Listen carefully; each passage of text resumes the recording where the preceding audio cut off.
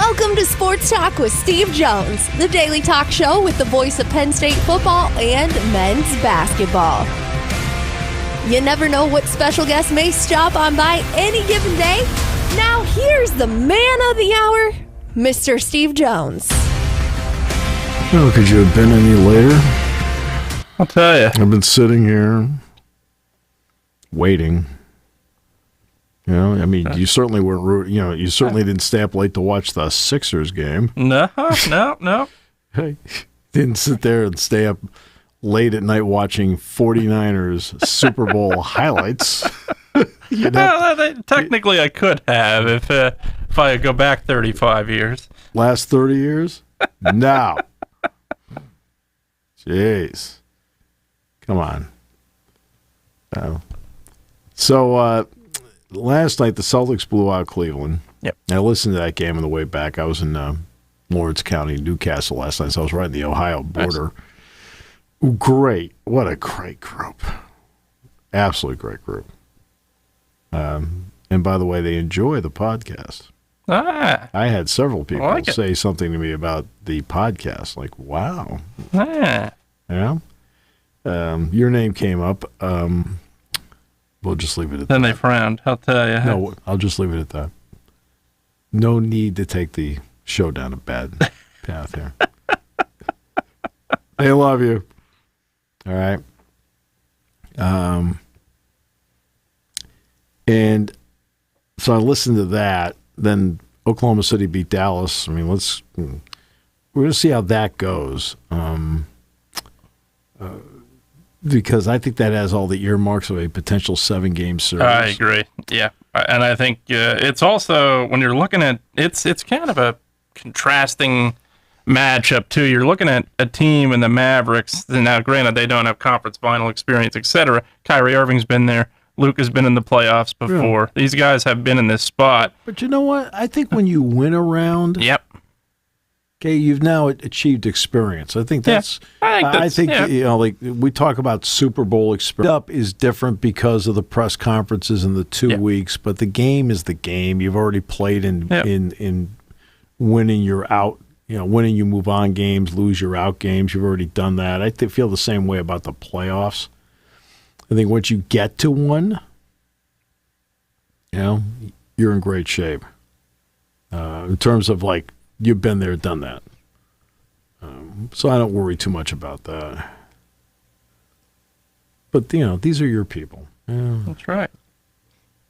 I think Oklahoma City probably got one of the better trades that they could have gotten when they sent Paul George to the Clippers. Got Shai Gilgeous-Alexander in return for that. Got draft picks for the next 25 years. And really did very well with that draft. And unloaded a max contract, too. I think that's. But again, okay, I feel like this is like the anti-Paul George week. I don't get what he has done to be assigned this kind of. No.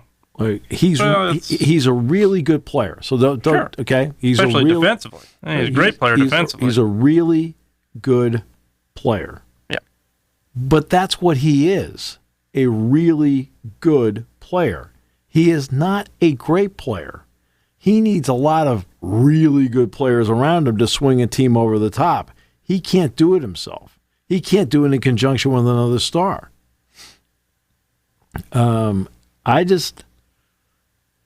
they trade him. I remember when they traded him, I thought, good, that's smart. Yeah, it was a smart move. Absolutely. I mean, I don't get it. No. Okay, that's part of the league I don't get. Okay, I've talked about this before, but I'll talk about it now. We're in an era where I feel like people are desperate to assign stardom as quickly as possible. Stardom happens over a period of time and with a resume. Right? It doesn't happen because you go out and have one incredible dunk and it's like he's a star. Right? You know, or they put together a bunch of games where, so we'll keep this in a basketball mode, you know, and then we can move to other sports. But He scored 30 points for the fourth straight game, and then you look at the stat book and you realize to get the 30 points, he took 28, 29 shots. Like, that's not no offense, it's not a good game. If you know the game, and you don't just look at the stat line, you're like, well, that's not impressive. Okay? Now, if he got 30 points and took 20 shots, color me impressed. Hey, that's 1.5 points a shot. Right?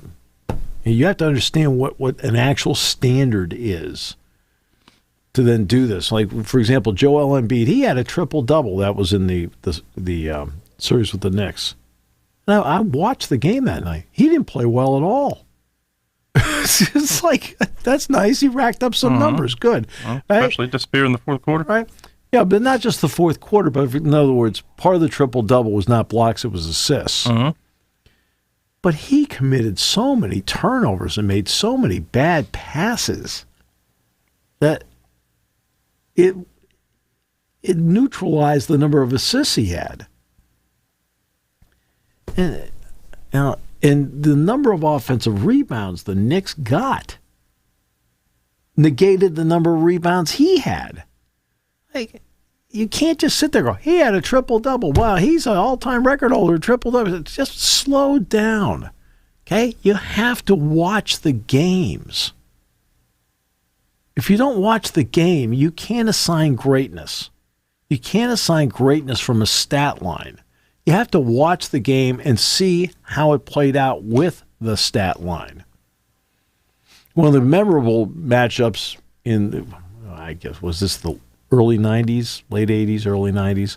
The Hawks are playing in the seventh game against the Celtics at Old Boston Garden, and Larry Bird and Dominique Wilkins are out there. Show. Yeah. Right? And guess what? They're firing away. It was great theater. They played great basketball. It was something else. All right? Now, that's greatness. Okay? That's greatness. And we're very quick today to try to assign greatness. For some reason, there's some desperate feel to do that. The Shohei Ohtani Babe Ruth comparison.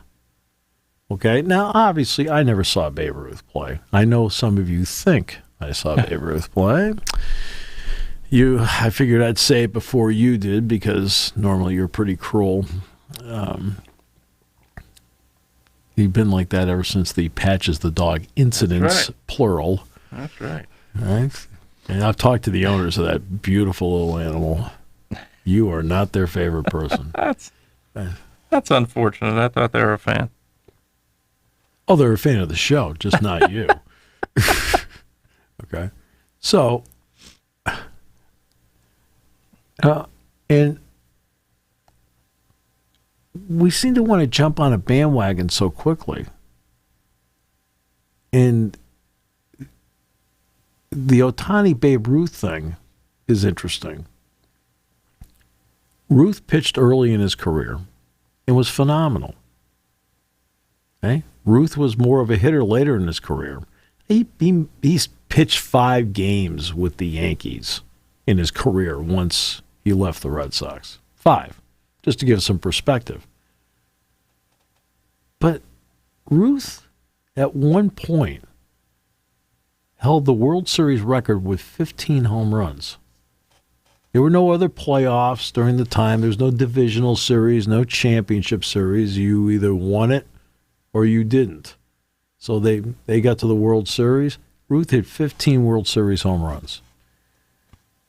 He also was the record holder at the same time of 29 2/3 consecutive scoreless innings in the World Series as a pitcher. He held both those records for 32 years. Okay, Ohtani's never been to the playoffs. He's never been there. Mm-hmm. Ruth did that in the postseason.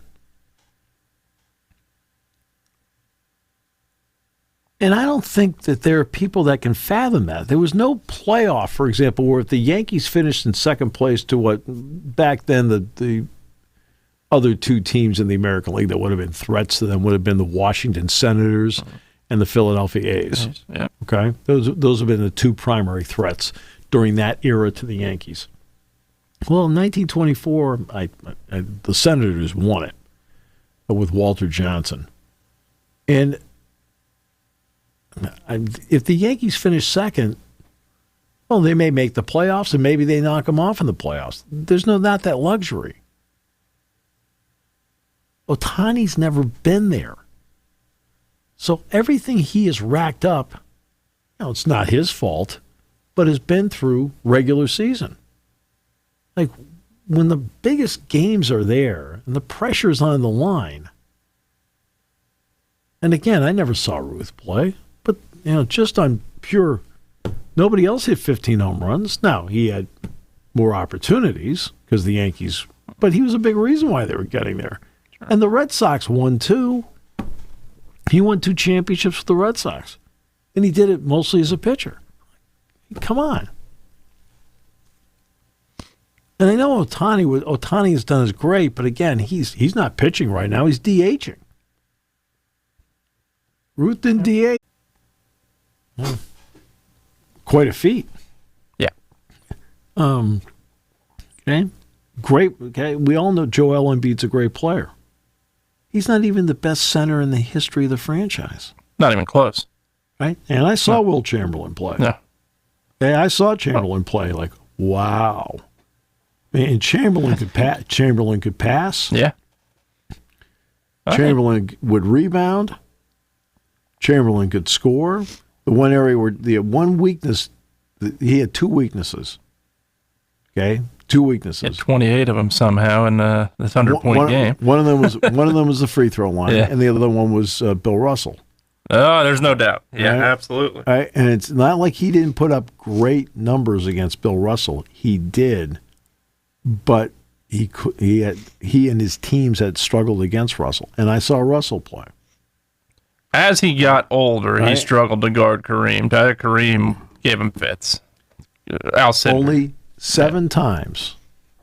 7 times did Kareem Abdul-Jabbar have his skyhook blocked. Wilt has 2 of them. Just so you know. He did. I think one guy, you talk about Philadelphia centers. I think one guy that is under. Moses Malone is the second. To say that. He's the second best center. Literally took it right out of my mouth. Embiid is not even is not even the second best center in the history of the franchise. Yeah, Moses where Malone I was is going. second. That's exactly where I was going. Moses Malone is second. Yeah. Moses was. That doesn't mean that Embiid is not a great player. He is a great player. But he's not even one of the top 2 players, in my opinion, at his own position in the franchise's history. No. And I can say that because I've seen Embiid, I've seen Moses Malone, and I've seen Will Chamberlain. Right. Okay, I'm not going back to some ghost. Yeah. And you're talking most valuable to the franchise of the Sixers. I'm not putting them above at least 2 others, if not 3. I'd say 3, at least 3, and I'd stop there. But I think, to me, it's hard for me to obviously to put him above Iverson. It's hard for me to certainly put him above Dr. J, and though Dr. J, a lot of his was with the Nets and the ABA. Dr. J was phenomenal with incredible. The Sixers. Yeah, so that's guys right there. Then you get into, Barkley, Cunningham, Greer. I mean, these guys are all phenomenal players. You put them on par maybe with some of those guys, yes, but to me, he's not done enough. I think Allen Iverson did the most with little help in a career. And obviously very little practice. Very little practice in his career. This is a guy that really put a team on his shoulders for how many years and put a franchise on his shoulders for how many years. Did not have much help doing it. It was like LeBron in the Cleveland for many years. It really didn't have much help doing it. Right. And there's no question. I think when you're putting the biggest franchise players in Sixers history, Iverson's at the top of the list. But again, the assignment of, he's the MVP. It's like, I got it. he won the MVP. I give him a lot of credit. Okay? And he is a terrific player. Sure. But and they're a different team when he's around and healthy. There's no question. But it's very obvious. But we lose, okay. Victor Wembanyama is a great player, Rookie of the Year, unanimous Rookie of the Year, and and we'll see how life plays out. For him. He's got a bulk up. Right? There's no question about that. But again, in the history of the San Antonio Spurs, Tim Duncan and David Robinson are both ahead of him. Yeah, George Gervin too. Because they had careers. Yeah, they had careers. Yeah. It's just we're so anxious to assign all world in this world. Sure. That I shake my head. This is not old man sitting on the lawn. No, that's not it. This is called perspective. It's called perspective. It's called that my history does not date back to 2005. Okay? Right? There's a little deeper reservoir I have to dip into compared to young people, and I understand they're coming at it from their perspective. Okay? Totally understand that. But that's why you sit down, and today you have the ability to call up any video you want. Right? Anytime you want. Or just read about somebody. Take today's hockey players. Cale Makar is a fabulous defenseman. Love how he gets involved in the play. Scored a big goal last night. The Avs were down 3-0 last night, rallied and won in overtime at Dallas 4-3. I listened to that. Once the Celtics-Cavaliers game was over, I listened to the end of the Rangers game. And then I listened to the Avs. The Avs were down 3-0, and then came back, scored 2 in the second, 1 in the third. McKinnon scored in the third, then they won it in overtime. And but what you can call up a YouTube video of Bobby Orr. Yeah. Oh my goodness. Right. All right. Or call up a video of when you're talking about Connor McDavid, who's a great player, by the way. Yeah. Call up a video of Wayne Gretzky. Not even close. Right. That's right. I think people forget. But you know what? I've talked to Jack. I've talked to Jack Michaels about this. Jack does the Edmonton Oilers games, and he said the interesting thing is he says Gretzky comes around a lot. He says Gretzky is just a really great down to earth guy. It's good to hear. Yeah. And he played in an era. It's not as if he separated himself because of it being a watered-down league. He played in an incredible era with some of the greatest players that ever played the game. There's no question. Well, remember, anytime you play after a merger, suddenly you've got all the best players playing at once. And it's any merger. Sure. Suddenly you got the NBA and the ABA merging, and suddenly Artis Gilmore is now playing in the NBA. Suddenly Julius Erving. Now, I know he did not go in with the Nets. They traded him to the Sixers before he played in the NBA. But suddenly Julius Erving and David Thompson are playing in the NBA, right? Because of the merger. You're now, Dan Issel's now playing in the NBA, right? In the WHA, you brought back Bobby Hull. You brought back Gordie Howe. You've got Wayne Gretzky now playing, from the WHA coming over. A couple of goalies that were really good. Suddenly, the league got deeper. Anytime there's a merger, the league gets deeper. Look at the AFL, NFL. Suddenly, the NFL got incredibly deep because the AFL had done suddenly Joe Namath is an NFL quarterback.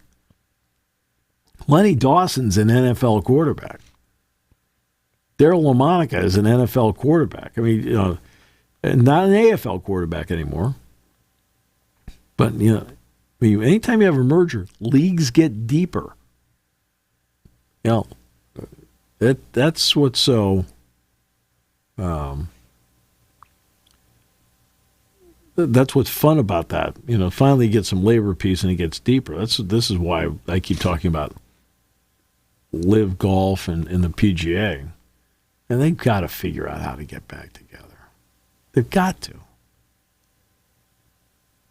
to. Absolutely. Because right now they're fractured. And you go out to watch a PGA Tour event, like, well, where's John Rahm? Where's DeChambeau? Where's Dustin Johnson? I mean, I know he's past his prime, but, geez, I wouldn't mind seeing Mickelson hit a few balls. Right? No. You have to go to a live event with music, players wearing shorts, and a guy like you standing in the middle of the fairway. That's right. Just unbelievable. How do you do this? How do you come up with your ideas? It's only fair. I figured they, new promotion, try new ideas, and no, it didn't work. It was hard effort. Right. I think the perspective you have to take on today's athletes is that they're better conditioned than ever. I feel that all the sports are more athletic overall than ever. And there are certainly great players to celebrate that have enhanced the sport. Okay? And that's what they've done, is they've enhanced the sport. They haven't changed the sport. Okay? What's changed the NBA are the rules. That moving screen the other night in the Pacers-Knicks game, man, I'm not so sure in the 80s and 90s that's called. No. I don't think so. Absolutely not. I mean, you kind of wonder in the 80s and 90s. I think you argue that same team that was the beneficiary of that screen was the much more physical team in the 80s. Well, I think in the 80s, 90s, especially in the 90s, with the Knicks were playing, absolutely, the Pistons, Knicks, things like that. I swear, no autopsy, no foul. It's like, pretty much. Come on. Yeah, pretty much. You had Oakley, you had Mason, you had guys that were extremely physical. Wow. Yeah. And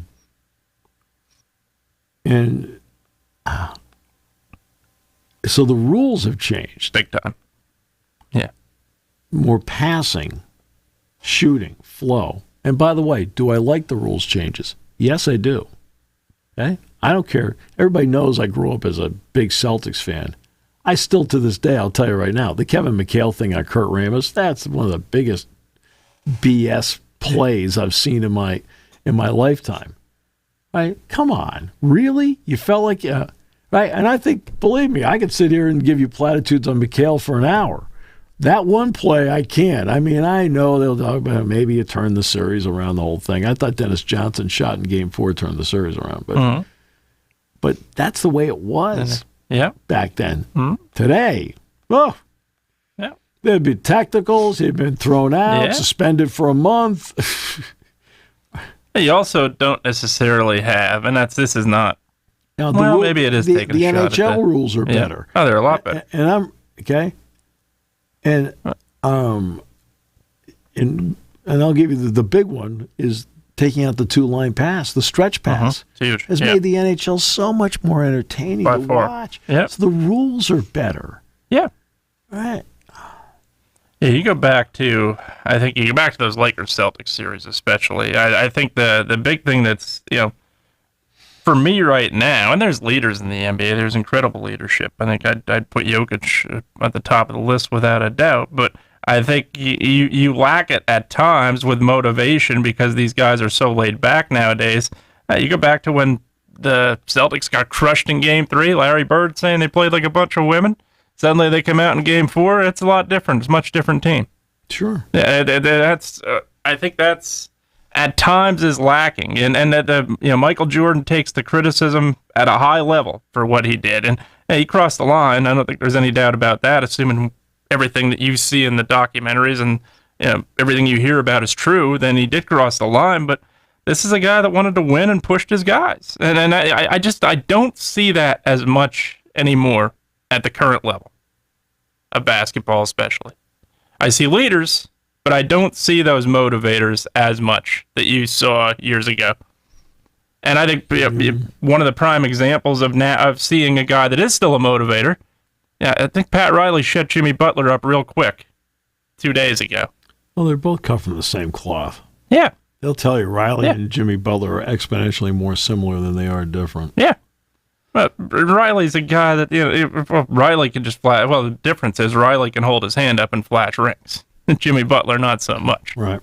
Yeah, I think Riley is a motivator. I think Phil Jackson obviously was a motivator. I think I could have coached some of his teams to championships, but I still think he was, without a doubt, a motivator. These guys are missing nowadays.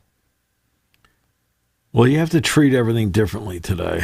There's no doubt. And I think that to be a coach today, you have to come up with that balance. Yeah. And it's a tricky balance between motivation, discipline, and at the same time having the ability to put their arm around their shoulder. And it's not the easiest balance to have. And that is something that makes coaching in this era so difficult. I mean, calling guys out, boo. I mean, you saw what happened with Rick Pitino. Rick Pitino called out his team. Well, guess what this team did after he called them out? They kept winning. Yep. Okay? They kept winning. And that was law. I have not seen a single story about whether that was a turning point or not. It was easy in the moment to spend an entire week ripping Rick Pitino. He called his team out. He said, Well, first of all, he's watching it every single day. He knows they're not screening. He knows they're not playing hard. That's one of the more difficult elements for a coach, is when you're dealing with a player who thinks they are giving it everything they have. Right. And you as the coach knows that they can give a little bit more because you see it, and trying to convey to them, hey, look, you can give more. And they look at you like, I'm giving you everything I have. Maybe not. Okay? This isn't a pickup 5-on-5 game out here. It's not, it's not on the ice pickup 6-on-6. Okay? That you can do it. But being a coach today is very difficult. You have to come up with that balance. Because, I need to be harsh and push them. But how harsh? Where's that line? Rick Pitino got criticized for what he said in the media. Absolutely. Look, number one, I watched St. John's play a couple times. He wasn't wrong. Right. No, he wasn't. Right? He was not wrong, including I saw St. John's play in person this year. Remember, I saw St. John's play Fordham this year at Madison Square Garden. Yep. So it's not like I'm sitting there going, oh, well, you never watched St. John's. I watched him not only on TV a couple times, I saw him in person. Oh, okay. He wasn't wrong.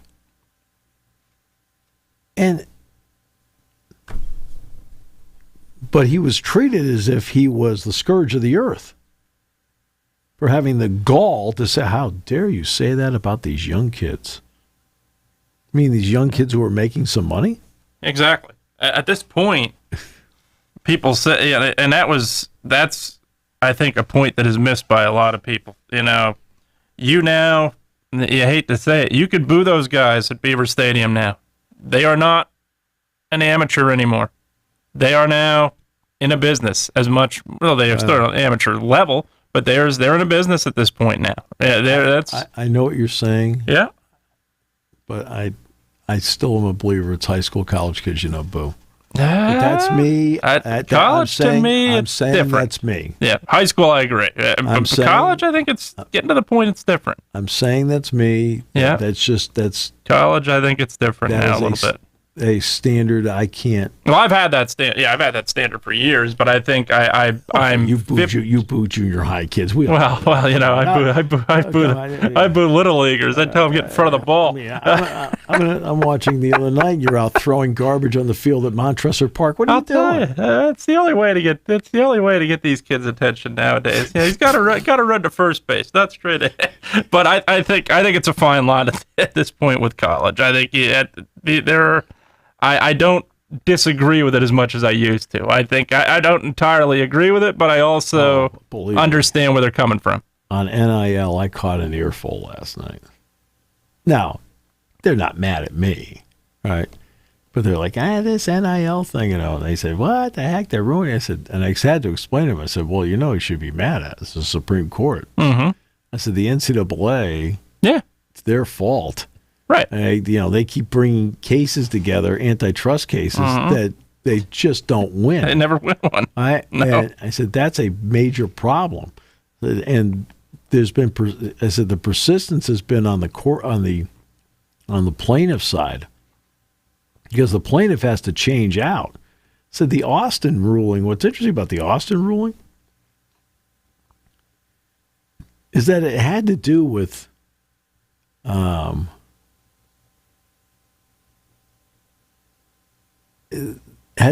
what they can give you for your education. Can we give you iPads? Can we give things like that, right? And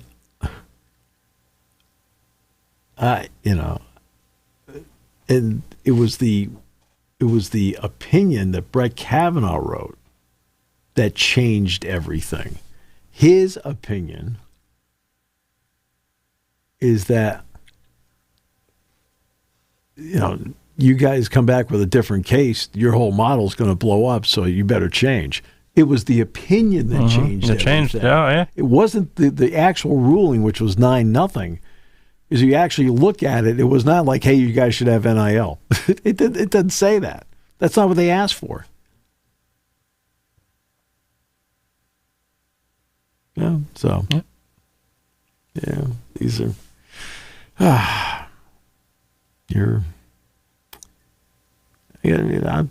give you credit, it's going to Little League games and booing kids. I'll tell you. Yeah. I watched it the other night, and right fielder crying, and I look over, and there you are. You're not even related to the kid. I will say this. I could call the parents out that get thrown out at Little League games for crying out loud. I get being passionate, but good Lord. I know. It's just... I've seen it in high school. I've seen it both places. I've seen high school parents get tossed too, but Little League, I have seen it all. They really have. I mean, look, their kids out there. No, I get it too. They're passionate. So I got it, and I get it. But my goodness, they are fully and completely invested. They are. That's a good way to put it. They're invested. That's absolutely a good way to put it. That's a gentle way of putting it. Oh, man. I have seen unique incidents at the Little League games and high school games. I've seen more unique incidents there than I've seen at pro sporting events.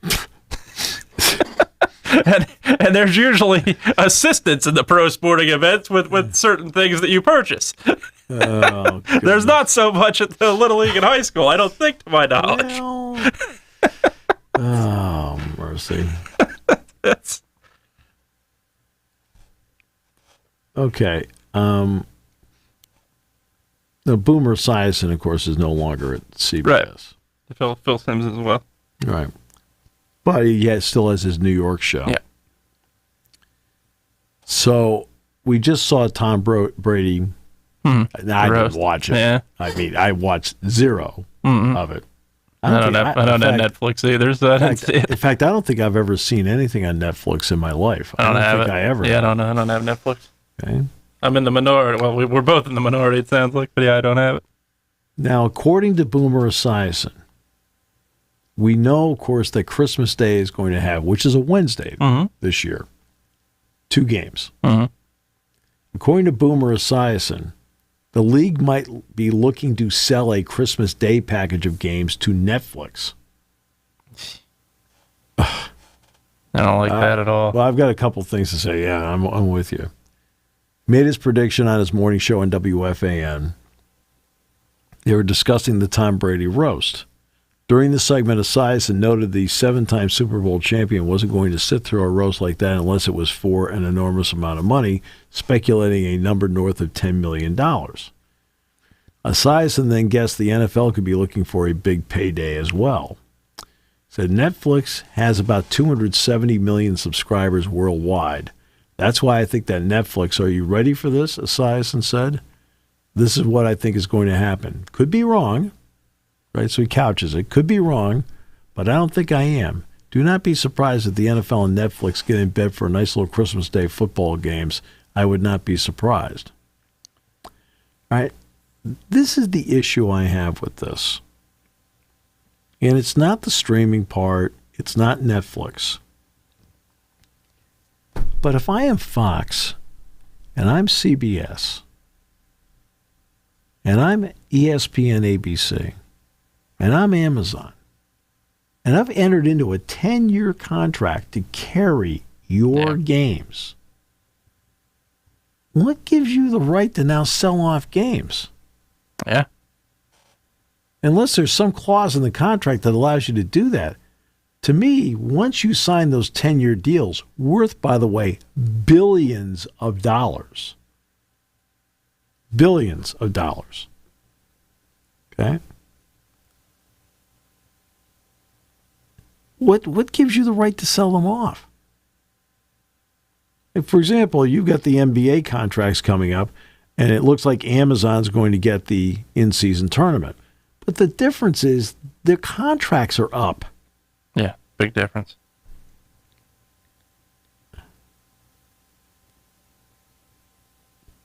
And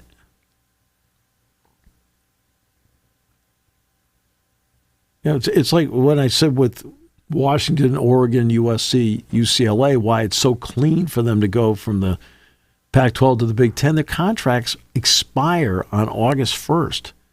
The TV contract's up. The grant of rights is up. That's why it's clean. Well, it's the same thing with the NBA. They can now start, hey, we're going to do the in-season tournament. We'd like to send it over to Amazon. Well, guess what? Your contracts are running out. It's clean. Well, this to me is, I look at this and say, well, what are you guys doing? Yeah, I agree. Right? You're talking about the NFL signed media deals worth better than $100 billion. $100 billion. Okay. So it's CBS, ESPN, ABC, Fox, NBC, right? I think I left NBC out before. Right. So they're in place now through 2033. Well, to me, that gives you the right to carry every game. Amazon is paying $1 billion per year. Wow. Okay. CBS is paying $2.1 billion per year.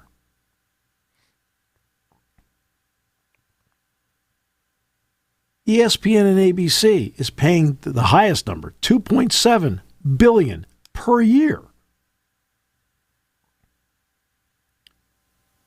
Fox is paying $2.2 billion per year.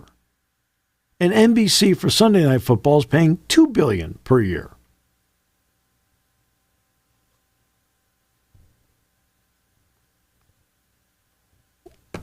So Christmas Day has turned out to be a ratings bonanza for the NFL. What was the Cleveland and Green Bay? Was that the first one where they really delved into an exclusive Christmas Day game? Well, I'm sitting there on Christmas Day. I know I'm watching it. Yeah. Yeah, there's no doubt. You're right. Yeah. But if I'm sitting there, I'm an NFL TV partner. I call the other executives like we're going into Park Avenue in mass saying, "What are you doing here?" Yeah, I agree. What did we sign this for? Yeah, I just gave you the numbers. Yeah, right. And Christmas Day is a day when everybody, well, not everybody is home, but a good chunk of people are home or not traveling. And the traveling is done by that point, and they're relaxing with family somewhere, and you're probably in front of a TV. So there is no way, if I'm any of these networks, I'm letting this happen. Absolutely not. These networks combine, when you add it all up, to $10 billion per year. Per year, yeah. Okay? So you want to sell a game. Right. You're not sitting there paying $1.95. Now, Amazon's going to pay an extra $120 million for the playoff game. Peacock paid extra for last year's Chiefs Dolphins to this game. day, I still say it was a mistake. No, it was a mistake. Yeah. I agree it was a mistake. I mean, it's... Oh, we bumped our streaming up. Yeah, you hurt your TV viewership in a big way. Right. I mean, to me, the big story is how many people didn't watch. Right. Same. I mean, it's one thing for them to put out a press release saying, and rightfully so, that 23 million, that's a record, blah, blah, blah. That's great. Okay, but I don't understand TV writers across the country not saying, excuse me, what about the other 15 million people you shut out? I mean, what got you to this point? Yeah. That's a point I made with somebody the other day. It was Neil Coulong about the Brazil game.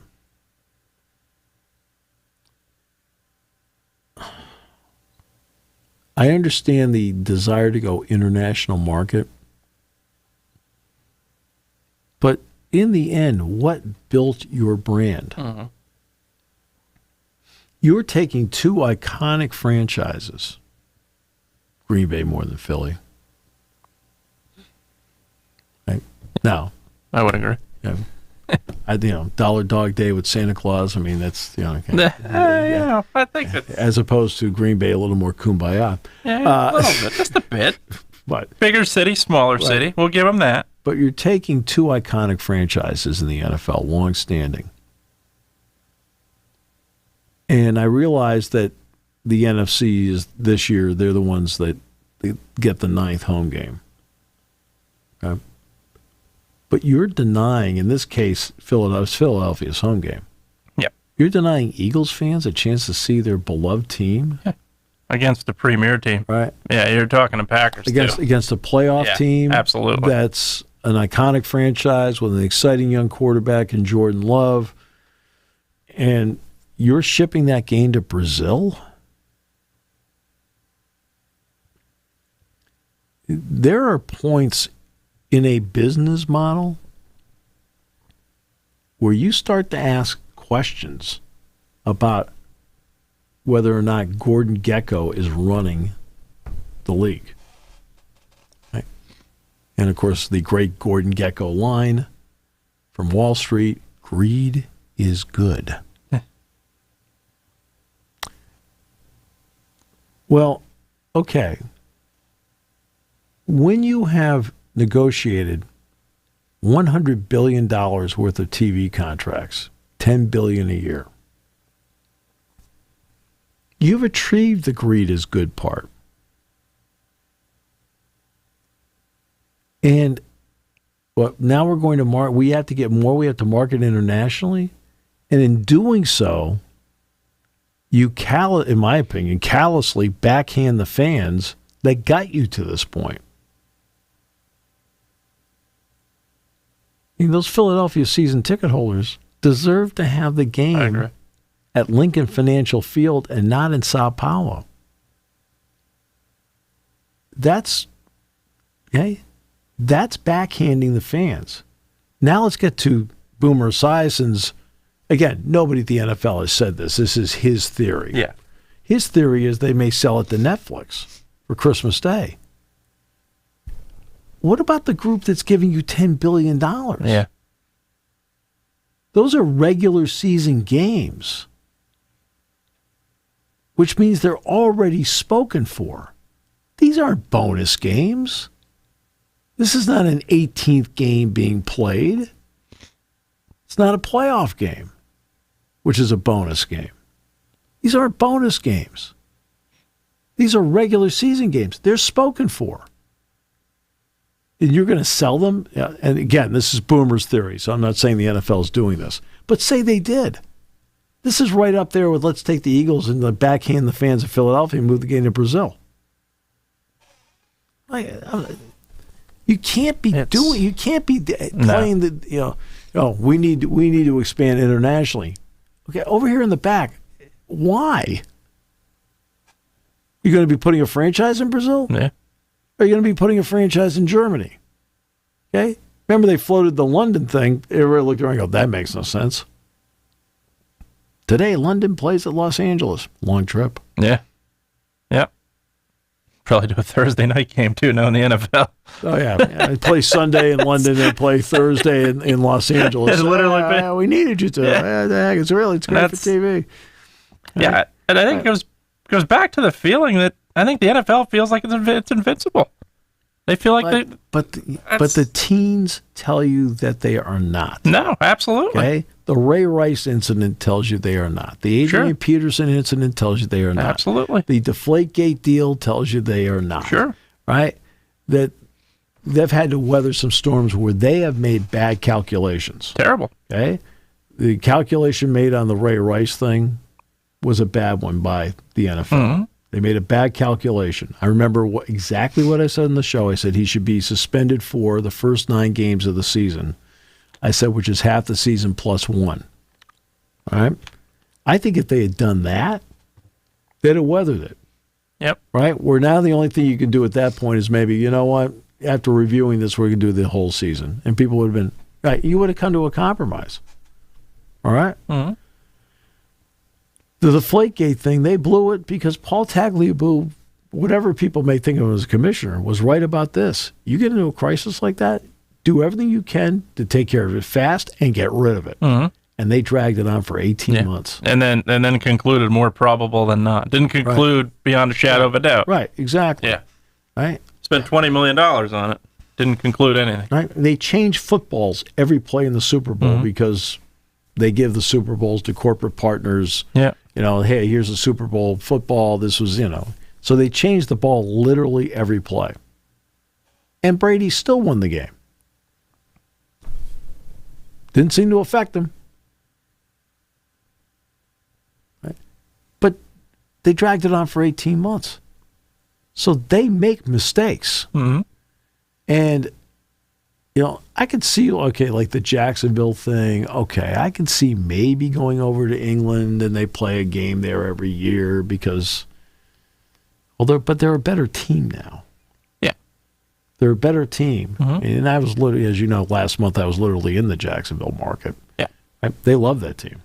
Sure. Those fans down there love that absolutely. team. They love Trevor Lawrence. They love Travis Etienne. They love Josh Allen. I think they just re-signed Josh Allen, or at least picked up his 5th year. Right? Getting the credit he deserves. Finally, I think he's was underrated for the first 2 years or so. Well, he wasn't underrated in my book after doing that Outback Bowl. Oh no, not that Outback Bowl. I thought he was phenomenal. Yeah, but they're skirting a line here. The NCAA did that. When the NCAA threw me over the top about what's wrong with you people was the EA Sports game. Mm-hmm. As I've said a billion times, I said, you can't, when I'm watching the commercial for it, because I never played the game. I've never played any video game. Just not my deal. I'm lucky I got you in for the show today. You're on your 5th video game in the morning. But I saw the commercial for it and that looks like Braxton Miller. That looks exactly like Carlos Hyde. The detail's phenomenal. The graphic artists are great. And everybody tells me the games are a blast. But you can't put college players in there and not give them something for it. And they didn't do it. Now, most of the college players are like, I have told the story about going to the football lounge one night. I think I was in there. I interviewed Joe for something. Oh, you know what? It was a Thursday night. It was a Thursday night, and we did the talk show. So I was going back to my car, and I went through the lounge to get out to the parking lot. And the players were all sitting there going, "Hey, check it out, Mr. Jones, I'm in the game." Like they were just happy they were in the game. They didn't think about getting money.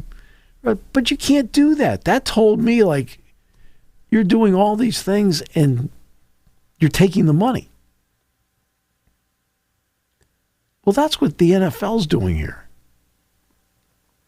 Brazil?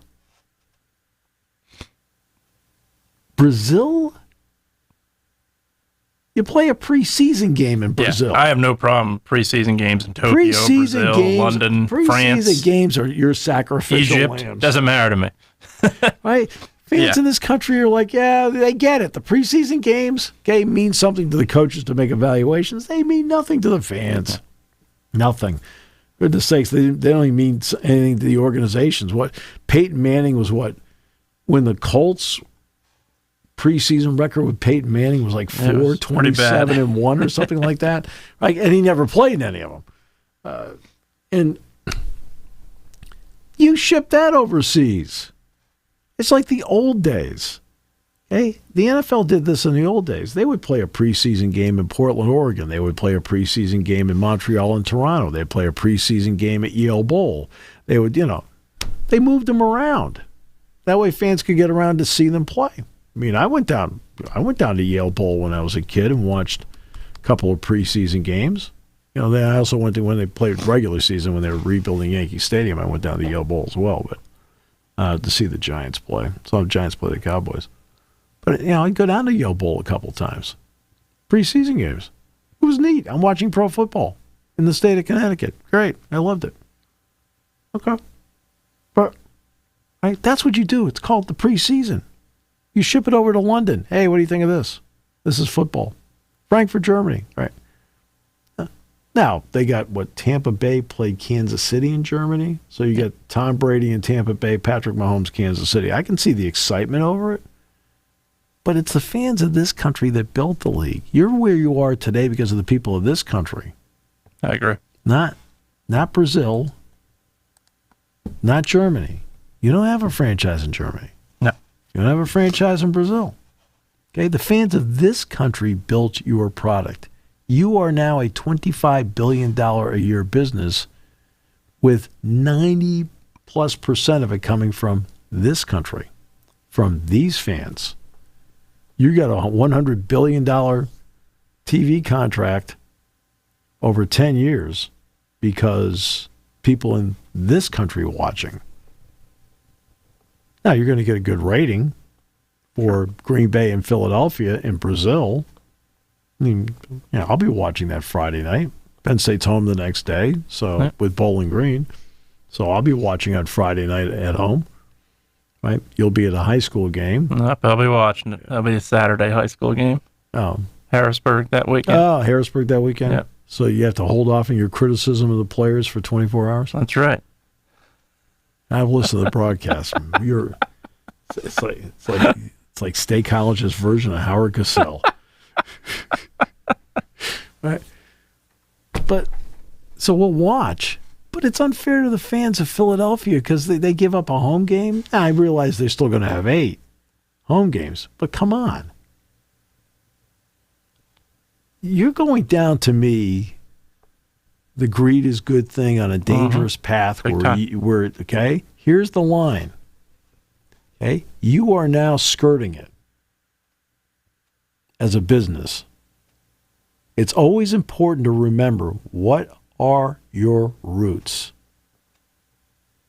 and stay true to your roots while then helping to grow the rest of the tree. But you have to stay true to your roots. I'm questioning whether the NFL is staying true to its roots. I agree entirely. Meanwhile, you're kind of like a dying bush. That's right. No, it's they've walked a fine line too many times. Unfortunately, I think at the moment they're fine because of the demand. The demand is reaching everything they're going after. But if you push it too far, which at some point you will do, people will say enough's enough. I'm not dealing with it. Prime example, gas prices. People drive. Finally, it reaches a point. You know what? I know. I'm going to do something else. Yeah. Now we've just explained your summer to everybody. That's right. I'm driving a lot this week. So last night was right to the Ohio border. Now I'm going to go opposite end of the state. Tomorrow I go to Philadelphia. City of brotherly love. Yeah, with your people. With the newest Philadelphia Eagle. Well, one of the newest Philadelphia Eagles. Yes. he will be there. Right. Then at the end of the month, I go to Columbus. There it is. Big Ten announcers, golf outing at the Scarlet and Gray courses, no less. Oh. Hey, I need to buy more golf balls. All right. we're playing which courses? Did you hear Nicholas played Augusta National 3 rounds? Really? Now, Nicholas is what, 80? He's in his 80s. 84 now? Yeah, he's in his 80s.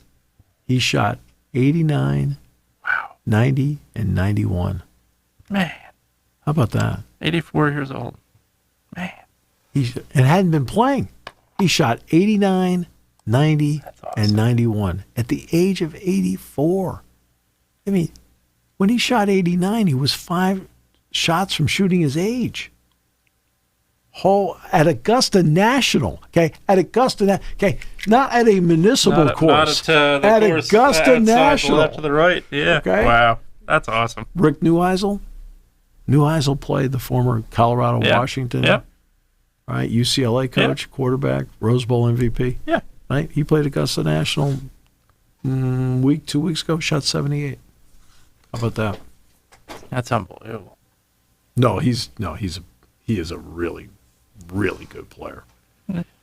Right. What bothers me is that when you go to the tee, and you look over for the bunt sign, well, what are you doing? Just hit it.